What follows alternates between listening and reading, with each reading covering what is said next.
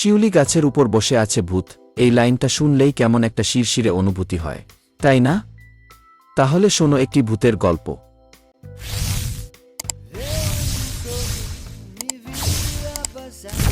গ্রামের এক কোণে ছিল একটি পুরনো শিউলি গাছ। গাছটা ছিল খুব সুন্দর, শরৎকালে সাদা কমলা ফুলে ভরে উঠত চারপাশ। কিন্তু সন্ধ্যা নামলেই কেউ ওদিক দিয়ে যেত না। লোকমুখে শোনা যেত গাছটার ডালে নাকি এক ভূত বসে থাকে। একদিন গ্রামের সাহসী ছেলে রাহাত ঠিক করল, সে দেখবে সত্যিই ভূত আছে কিনা। পূর্ণিমার রাত, চারদিক নিস্তব্ধ, কেবল ঝিঙি পোকার ডাক। রাহাত চুপচাপ গিয়ে দাঁড়াল শিউলি গাছটার নিচে। হঠাৎ টুপ টুপ টুপ তার মাথার উপর ফুল পড়তে লাগল।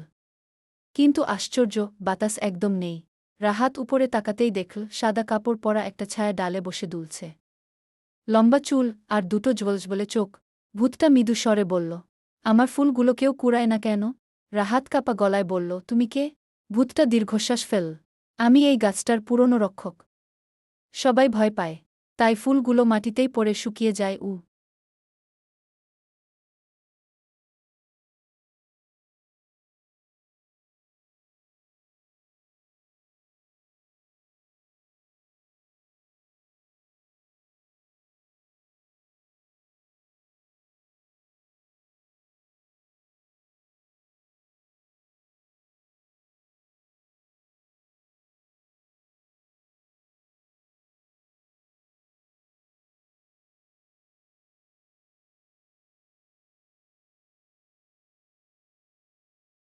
রাহাত সাহস করে বলল, তুমি ভয় দেখাও বলেই তো সবাই আসে না। তুমি যদি কারো ক্ষতি না করো তাহলে ভয় কিসের? ভূতটা একটু হেসে বলল, আমি তো শুধু চাই কেউ যেন এই ফুলগুলো দিয়ে সকালবেলা পূজা করে, যেমন আগে কর্তব্য।